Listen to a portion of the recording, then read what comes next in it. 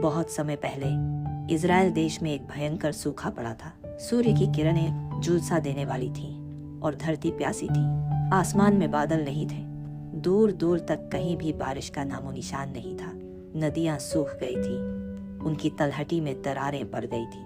खेत बंजर हो गए थे और लोगों के पास खाने को अनाज तक नहीं बचा था। ऐसे कठिन समय में भगवान के एक विश्वासी नबी थे, एलिय्याह ने हमेशा भगवान की आज्ञा का पालन किया और उन पर भरोसा रखा। एक दिन भगवान ने एलिय्याह को एक विशेष आदेश दिया। भगवान ने एलिय्याह को सीदोन के शहर सारेफत में जाने का आदेश दिया। वहाँ एक विधवा महिला थी जो बहुत गरीब थी। भगवान ने उस विधवा महिला को एलिय्याह की सेवा के लिए चुना था। एलिय्याह ने भगवान की बात मानी और सारेफत की ओर चल पड़े। जब एलिय्याह सारेफत पहुंचे तो उन्होंने उस महिला को शहर के बाहर देखा। वह महिला लकड़ियां इकट्ठा कर रही थी, शायद खाना बनाने के लिए। एलिय्याह ने उस महिला के पास जाकर विनम्रता से बात की। एलिय्याह ने उससे कहा, क्या तुम मुझे थोड़ा पानी लाकर दे सकती हो? महिला ने एलिय्याह की ओर देखा और तुरंत पानी लाने के लिए घूमी। तभी एलिय्याह ने उसे फिर से आवाज लगाई। एलिय्याह ने कहा, और अगर तुम्हारे पास कुछ रोटी भी हो तो मुझे वह भी दे दो। महिला रुक गई, उसका चेहरा उदास हो गया। महिला ने आंसू भरी आंखों से एलिय्याह की ओर देखा। उसने कहा, मैं तुम्हें सच बताऊं, मेरे पास बस एक मुट्ठी आटा बचा है जो डब्बे के तल में है, और मेरे पास एक छोटा सा तेल का घड़ा है जिसमें थोड़ा सा तेल है। मैं अपने बेटे के लिए आखिरी रोटी बना रही हूँ। हम दोनों उसे खाएंगे और फिर हमारे पास मरने के सिवा कोई चारा नहीं होगा।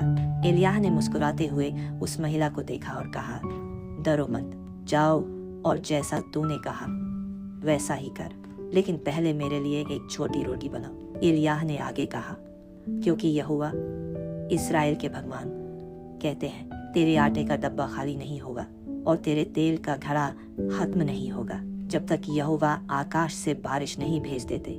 महिला ने एलिय्याह की बातों पर विश्वास किया, हालांकि यह मुश्किल था। उसने पहले एलिय्याह के लिए छोटी रोटी बनाई जैसे उसने कहा था। फिर उसने अपने लिए और अपने बेटे के लिए रोटी बनाई, और आश्चर्य, जैसे ही वह रोटी खाने लगे उन्होंने देखा कि आटे का डब्बा खाली नहीं हुआ। हर बार जब वे आटा निकालते तो वह फिर से भर जाता था, और तेल का घड़ा भी कभी खत्म नहीं हुआ।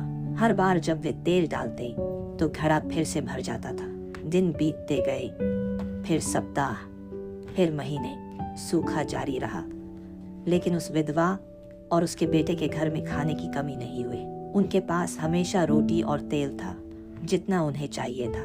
भगवान ने उस विधवा की छोटी सी विश्वास की परीक्षा को देखा। उसने देखा कि उसने एलिय्याह पर भरोसा किया और उसकी आज्ञा का पालन किया, इसलिए भगवान ने उसकी आस्था को एक अद्भुत चमत्कार में बदल दिया। उस विधवा और उसके बेटे ने कभी भूख नहीं देखी, क्योंकि भगवान ने उनकी देखभाल की।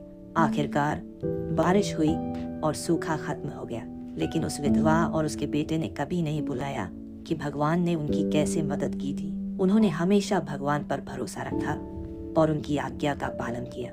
यह कहानी हमें सिखाती है कि भगवान छोटी चीजों को भी बड़ा बना सकते हैं, बस हमें विश्वास की जरूरत है। जब हम भगवान पर भरोसा करते हैं तो वह हमारी सबसे छोटी भेंट को भी आशीर्वाद बना देते हैं।